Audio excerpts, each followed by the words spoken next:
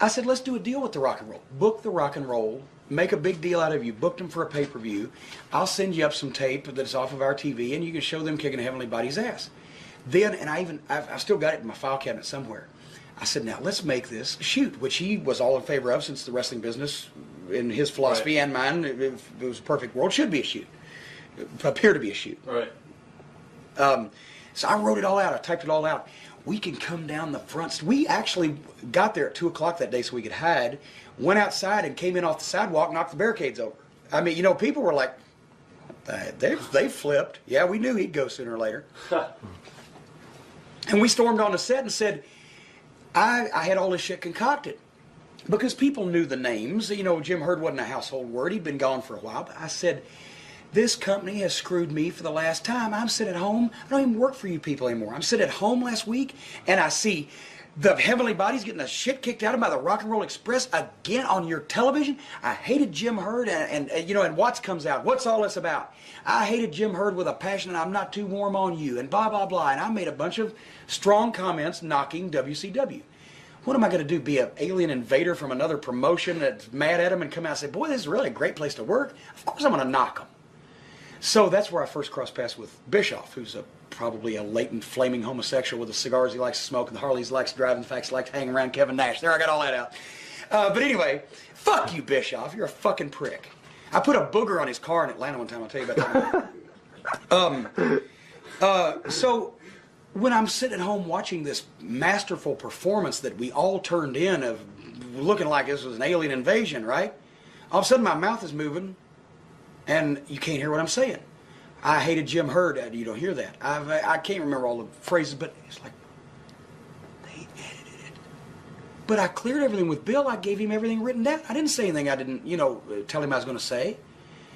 That's when I found out they were fucking with him. Mark Madden didn't get him fired.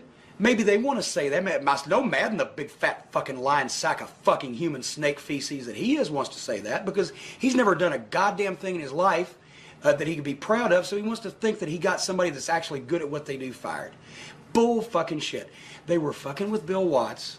They were not giving him full control, and anybody that knows Bill Watts knows he didn't need the job. They had called him. He wasn't in need of money. And if he couldn't have control to do what he wanted in the way that he thought for the success of the company that he was hired by, then he would go home. And he told me on the phone. As a matter of fact, before the pay-per-view, we shot the angle and there was like a 4 or 5 week lag. He said, I'm probably going home. He said, you know, he'd close his door so that he couldn't even talk in his own office. He's the head of the company. But they told him, see, he didn't see the broadcast air.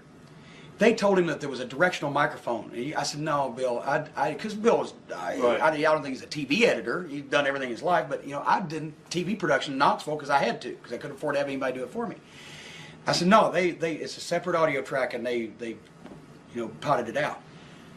Okay, well, that was, so anyway, they told him that it was a bad microphone. And, yeah, you know, I said, no, that's not true. And he knew they were already doing a bunch of other bullshit. And he said, you know, I don't need this aggravation. Have to be around these corporate, you know, suits that lie and, you know, bullshit around and everything. I might be going home. He said, but we had made a deal because when I first went down there, I went down and had a meeting with him. And I said, Bill, I got to be honest with you. You want to bring the Rock and Roll Express, who were one of the hottest tag teams that they ever had in this company, and a team managed by Jim Cornette to wrestle them on pay-per-view. See, this is when Smoky Mountain was not exactly flourishing. Because after all, you know, it was a depression in the whole wrestling business at that point in time. So, you know, we needed some money. I said, and they had just spent $50,000 on that stupid movie where the midget blew up the boat or whatever, and Sting was dead or, you know, whatever, firecracker up his ass. I said, if they'll spend $50,000 on a mini movie for a pay-per-view, I said, give Smoky Mountain Wrestling, give the guys a payoff, and give Smoky Mountain Wrestling half of that for constructing the angle, which was mine, for providing the footage, for bringing the talent down, you know, a whole 9 yards. It's just basically keep us in business and we'll continue to supply you talent. Sort of like what, wow, it actually works. Because that's what Vince and the WWF and OVW does now. They continue to supply us with the talent and the ability to compete in a, you know, big environment so we can stay in business and provide them with stars. It was a simple business arrangement between two people that trust each other. Meanwhile, all the sharks were swimming around outside the office door wondering, I wonder, they're trying to screw somebody. And they actually put out the story that Watts was giving me. I forget what it was. That Bischoff, the lying piece of shit that he is, was telling people Watts was giving me money under the table or whatever. Bill said, I'm probably going home, and it's probably going to be before the pay-per-view. And I've still got the contract down there too. I'm going to put the deal we made in writing, because I didn't have anything in writing with Bill Watts. I would have been insulting him to say that, and vice versa. I'm going to put your deal in writing. I'm going to sign it while I got the job, and I'm going to fax it to you, and that way you got it. They got to pay you. Thank you, Bill. He did it, and that's the only way I got the money. Because all of a sudden then Ole was the guy that was in charge of wrestling, and he was grumpy that I was getting $25,000 for anything, because Ole's still mad because I made more money than him in the 86th Great American Bash working with Baby Doll. he was legitimately pissed about that. Anyway. So the time the pay-per-view came, Bill was already gone, and I had heard through the little bugs that I still had down there that it was Shivani, either Keith Mitchell or Craig Leathers, I can't remember, and Bischoff that had been masterminding the little editing of the angle. I never even met Bischoff, never talked to him. So at Super Brawl, Dusty came up to me and said, hey, we got problems, kid. Because I told Gary Capetta, the ring announcer, he said, oh, it's good to see you back. So you look good, because this will be the last time I show my face in this sumbitch, now that Watts is gone. So Dusty came up, we got problems, kid? I said, no, Dusty, we've never had trouble.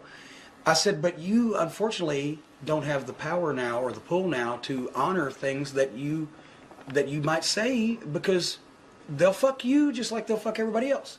They're crooks, and I don't want to deal with it, and I don't want to tolerate it. They fuck Bill, they fuck me, they fuck you, they fuck everybody. Fuck them. I'm going home. I don't want to come back here anymore. Not that y'all are going to ask me. They tried to take the Rock and Roll, but the Rock and Roll was smart enough to know that the only reason they wanted them is because they were like the pretty girl that's going out with somebody else. You want them until you find out she got stinky breath, but in the meantime, you're trying to get her away, Right. So at any rate, we're at Super Bowl. Bischoff is walking around. He passed me once. Passed me twice. Finally, Eric. We haven't been cordially, Christianly introduced. Eric.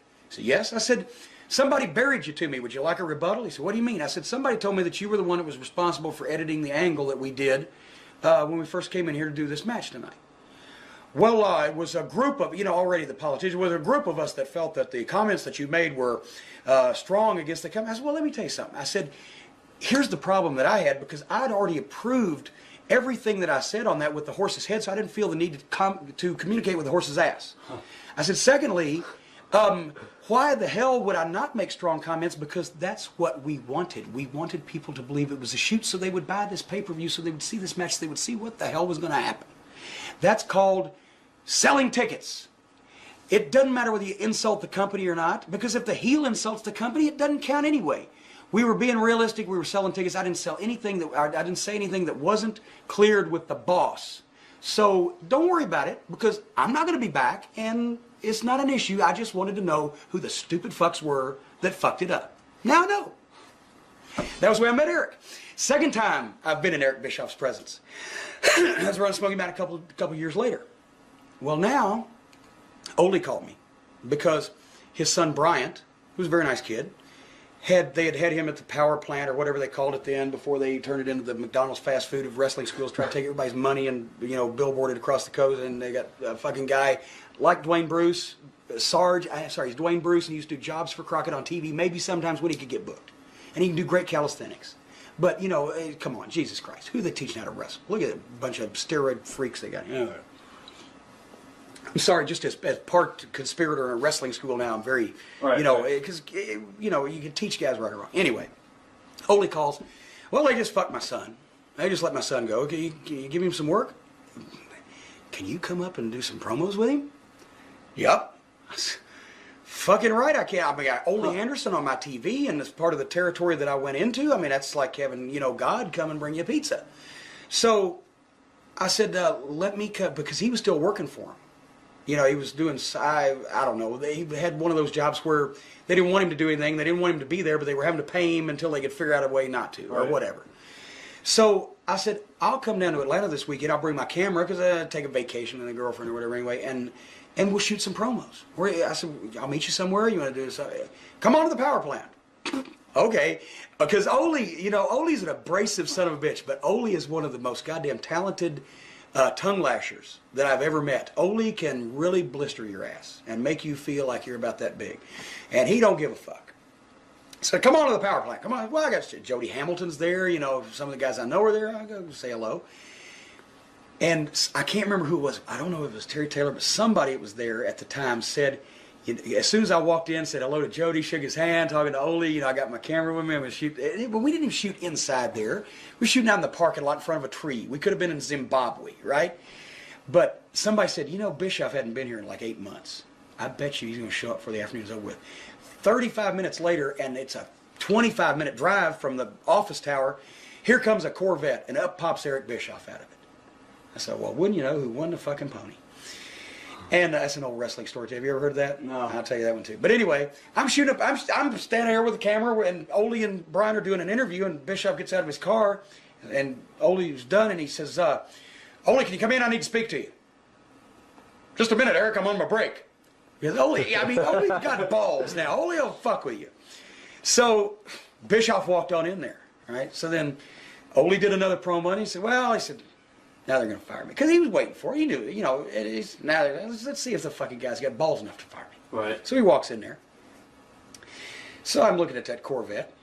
You know, my nose is stopped up. I worked up. I had this finger all the way. I got the biggest juices when I could have smeared it all over that little prick's windshield. His phony hair and his goddamn fake teeth and his store-bought tan and his fucking Jason Hervey. I'm going to be a fucking producer. Fuck you. Fuck you. Anyway, so then here comes Bischoff out, looks at me, kind of dirty, gets in his car, drives off. Here comes Ole. I said, did he fire you? He said, no. I said, he didn't fire you? I said, no. You know what he did? He was there face to face. Because Ole said, basically, well, come on, Eric. You and me, what about it? Everybody's going to want to know. What's happening here? I think you're showing poor judgment dealing with Jim Cornette. He's giving my son a job. You remember my son, the one you fired? He's giving my son a job. Okay, left. Called him up next day and fired him on the phone. Wow. Because he's a ballless, gutless prick.